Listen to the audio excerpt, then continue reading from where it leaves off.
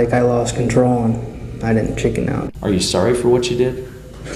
Absolutely. I screwed up a lot of lives. October 17th, 2025. Arizona State Prison Complex, 10:40 in the morning. Richard Djerf takes his last breath. He's 55 years old. He's been waiting for this moment for 32 years. But here's what makes this case different from most death row stories. Richard didn't kill for money. He didn't kill because of strong feelings or being jealous. He didn't even kill a stranger by accident. Richard Djerf murdered 4 people from the same family: a father, a mother, their 18-year-old daughter, and their 5-year-old son. His reason? Someone stole his stuff: an AK-47 rifle and a cassette player. That's it. That's what 4 innocent lives were worth to him. Richard didn't just admit to these murders. He showed off about them. He told his girlfriend it was really awesome. So, how does a simple robbery turn into one of Arizona's worst mass murders? And why did the person who actually did that robbery walk away alive while 4 innocent people paid the ultimate price? Before we dive into this dark story, please hit that like button and subscribe. Your support keeps us bringing you these true crime stories. This is the final sentence. Stay with us. Richard Kenneth Djerf was born on November 6, 1969 in Phoenix, Arizona. If you asked anyone who knew him, they'd all say the same thing. Richard was a loner. He didn't have many friends. He kept to himself. He worked the night shift as a janitor at a Safeway supermarket, mopping floors and taking out trash while everyone else slept. It was at this job where Richard met Albert Luna Jr. They worked together, cleaning the store in the quiet hours of the night. For a while, they were friends, or at least Richard thought they were. By 1993, Richard was 23 years old. He had his own apartment. He had his belongings. He had his daily routine. And he had an AK-47 rifle that he kept in his home. January 1993. Richard came home one day to find his apartment had been broken into. This wasn't a random robbery. Someone knew exactly what they were looking for. Electronic equipment was gone. His cassette player was missing. And most importantly, his AK-47 rifle had been stolen. Richard knew right away who had done it. Albert Luna Jr., his coworker, his former friend. Luna Jr. had been inside Richard's apartment before. He knew what Richard owned. He knew where everything was kept. And now he had stolen from him. At first, Richard did the right thing. He called the police. He filed a report. He told them exactly who had robbed him and what was taken. Then he waited for justice and waited and waited. The police didn't act quickly. There was no immediate arrest. No one showed up at Luna Jr.'s door asking for the stolen items back. To the police, this was just another robbery report in a city full of crime. But to Richard, this was personal betrayal. This was disrespect. This was someone he trusted breaking into his home and taking his property. And the police weren't doing anything about it. Days turned into weeks. Weeks turned into months. Richard's frustration grew into something darker. He stopped thinking about getting his stuff back through the legal system. He started thinking about revenge. For 9 months, Richard thought constantly about what Albert Luna Jr. had done to him. 9 months of anger building, 9 months of planning, 9 months of rage that had nowhere to go. This wasn't about the money anymore. You could replace a cassette player. You could buy another rifle. The electronic equipment wasn't priceless. But to Richard, this was about something bigger. It was about breaking into his home, about disrespect, about someone thinking they could take from him and get away with it. Most people would have moved on, filed an insurance claim, cut ties with Luna Jr., found new friends, maybe taken him to small claims court. Richard Djerf wasn't most people. Somewhere in those 9 months, Richard's thinking twisted into something dangerous. He didn't just want his stuff back anymore. He didn't just want Luna Jr. to face consequences. He wanted Luna Jr. to suffer. Really suffer. And in Richard's mind, the best way to make someone suffer wasn't to hurt them directly. It was to hurt the people they loved. Richard started planning something that went far beyond getting revenge on the person who had wronged him. He decided that Albert Luna Jr.'s entire family would pay the price for what Luna Jr. had done. His mother, his father, his siblings, everyone. The thinking was twisted, but in Richard's obsessed mind, it made perfect sense. If Luna Jr. took something precious from him, Richard would take everything precious from Luna Jr. He would make Luna Jr. live with the consequences for the rest of his life. Richard didn't know much about the Luna family. He never met most of them. They had nothing to do with the robbery. They probably didn't even know it had happened. But that didn't matter to Richard anymore.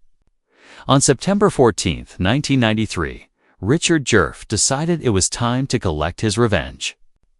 The Luna family lived in a regular neighborhood in Phoenix. They weren't rich. They weren't famous. They were just a normal working-class family trying to get by. Albert Luna, Sr., worked a regular job to support his wife and kids. Patricia Luna took care of their home and raised their children. They had built a life together, and they were proud of their close family. They had no idea that someone was planning to destroy everything they had. Albert Sr. was a hard-working father who provided for his family.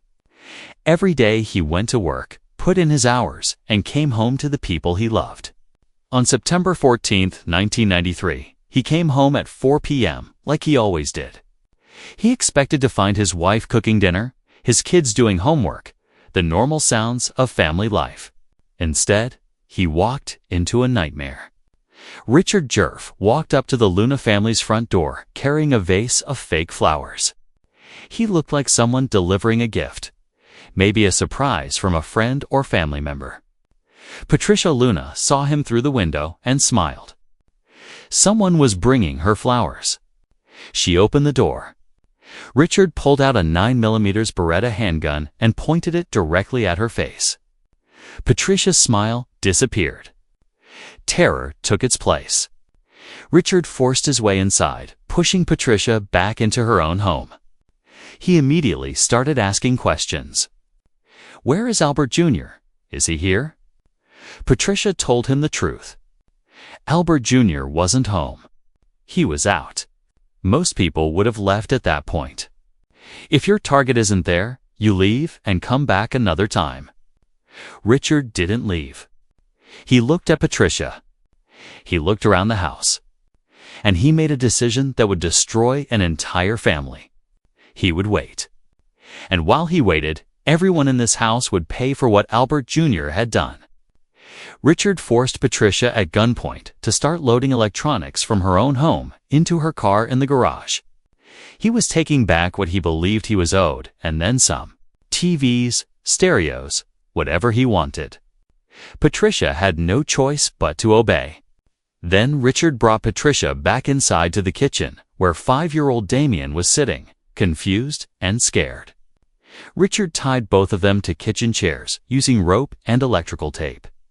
He wrapped the tape around their arms, their legs, making sure they couldn't move. Then he taped their mouths shut so they couldn't scream. Patricia and her little boy sat there helpless, staring at each other, and then the mental torture began. Richard stood in front of them and asked Patricia a question that no mother should ever have to hear. "Do you want to die first, or should your little boy?"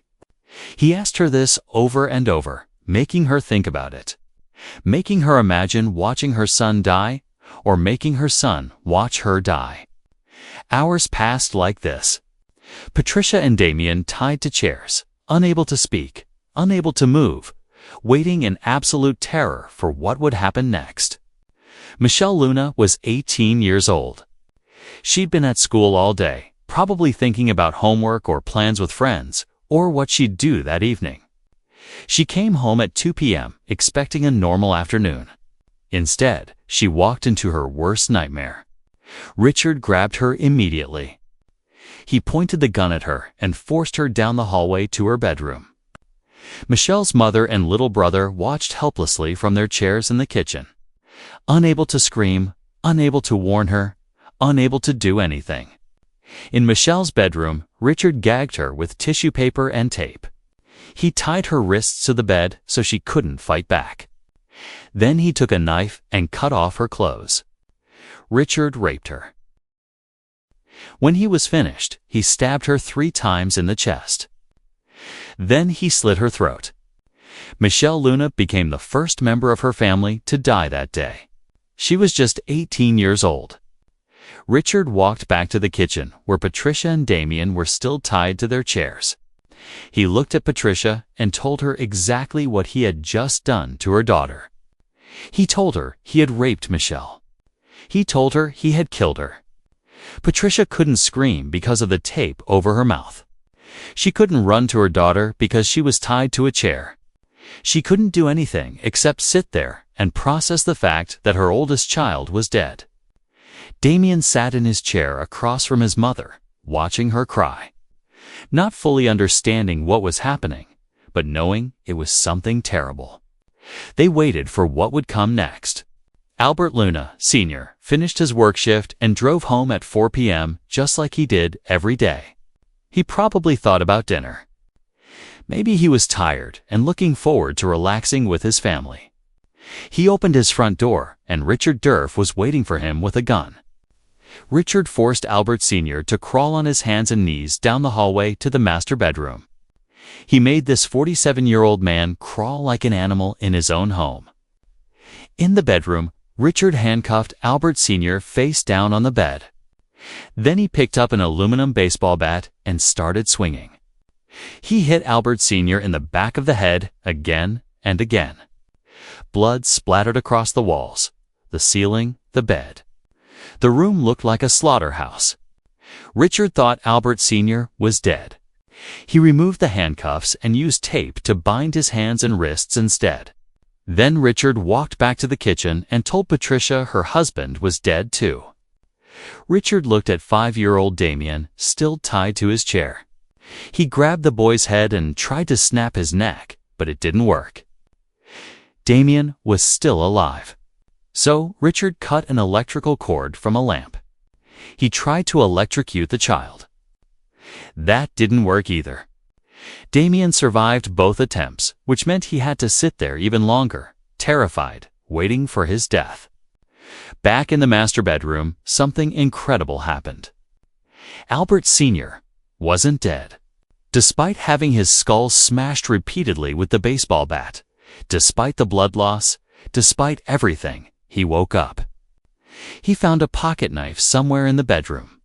And even though his head was bleeding and his hands were taped, he got up. Albert Sr. stumbled down the hallway toward the kitchen. He could hear voices. His wife was still alive. His son was still alive. He had one chance to save them. Albert Sr. charged into the kitchen and lunged at Richard Djerf with the pocket knife, stabbing him and wounding him. For one brief moment, there was hope. The father was fighting back. Maybe he could stop this. Maybe he could save his family. But Richard was younger, stronger, and armed with more than a pocket knife. He stabbed Albert Sr. in the arm. Then he pulled his Beretta handgun from his waistband. He shot Albert Sr. 6 times. The father collapsed on the kitchen floor in a pool of his own blood. This time, he wasn't getting back up. Richard turned to Patricia and Damien, still tied to their chairs. He asked Patricia one final cruel question. Do you want to watch your kid die, or do you want your kid to watch you die? Patricia couldn't answer. The tape was still over her mouth. Richard raised his gun and shot Patricia in the head at close range. Then he turned the gun on 5-year-old Damien and shot him in the head too. For people were dead. An entire family wiped out in one day. Richard wasn't finished yet. He needed to destroy the evidence. He found gasoline and poured it over the bodies. He splashed it around the house, soaking the floors and furniture. Then he went to the kitchen stove and turned on two burners. He placed an empty pizza box and a rag on top of the flames. His plan was simple. The pizza box would catch fire, the fire would spread to the gasoline, and the entire house would burn down with the bodies inside. Richard waited outside, watching. There were children playing in the neighborhood, and he didn't want witnesses seeing him leave. But the fire never started. The pizza box smoldered, but didn't catch fire. The gasoline didn't catch. His plan to destroy the crime scene failed completely. Richard got into the Luna family's car and drove away. He went back to his apartment, where his girlfriend was waiting. He showed her the stab wound on his body from Albert Sr.'s pocket knife. Richard told her a lie. He said two men had tried to rob him at the mall. They had stabbed him, and he barely escaped. His girlfriend believed him. She took him to the hospital to get treated for the wound. While doctors stitched up Richard's stab wound, 4 bodies lay in the Luna family home, waiting to be discovered.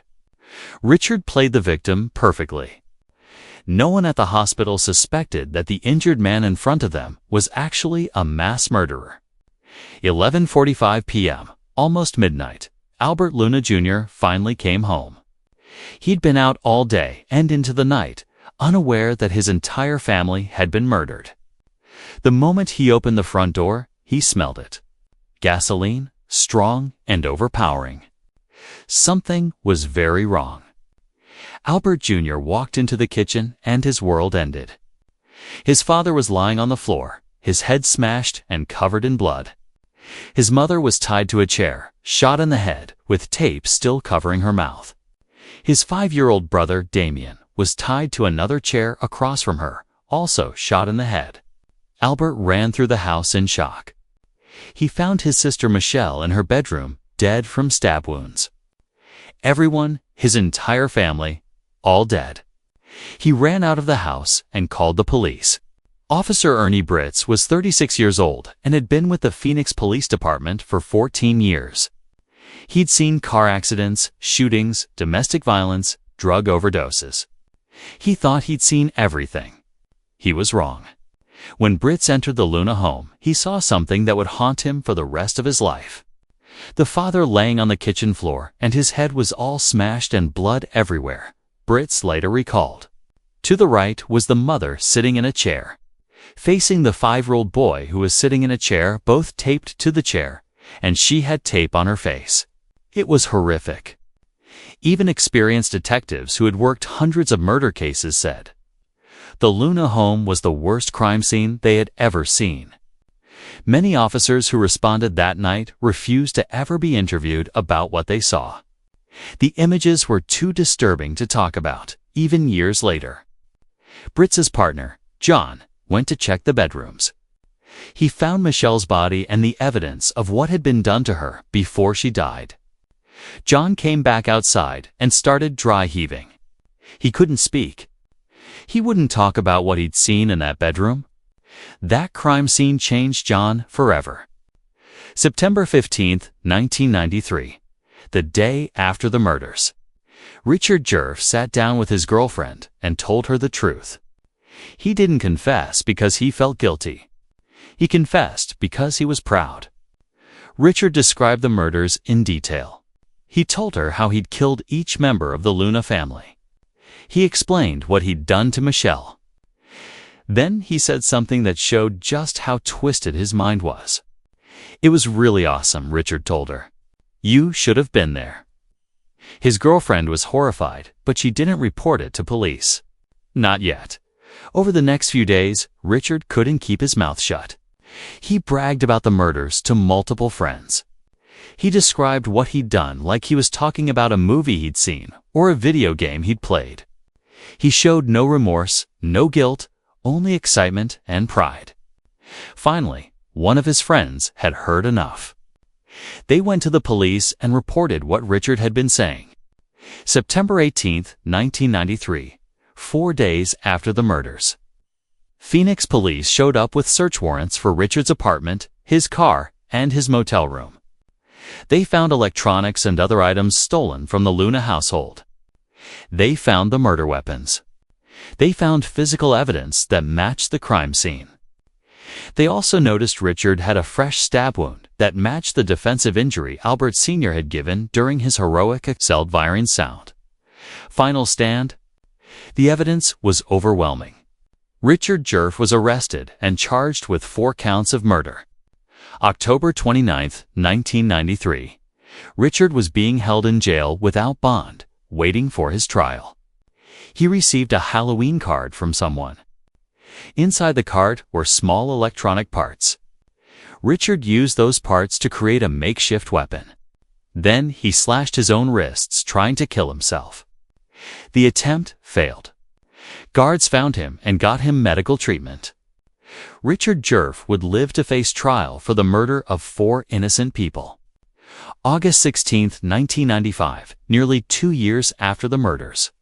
Richard Djerf stood in court and admitted to everything. He pleaded guilty to 4 counts of first-degree murder. This was part of a plea agreement. In exchange for his guilty plea, all other charges against him would be dismissed. No trial for the rape, no trial for the kidnapping, no trial for the attempted arson. Just for murder charges. Richard thought this deal might save his life. He hoped that by pleading guilty and avoiding a trial, the judge might show him mercy and sentence him to life in prison instead of death.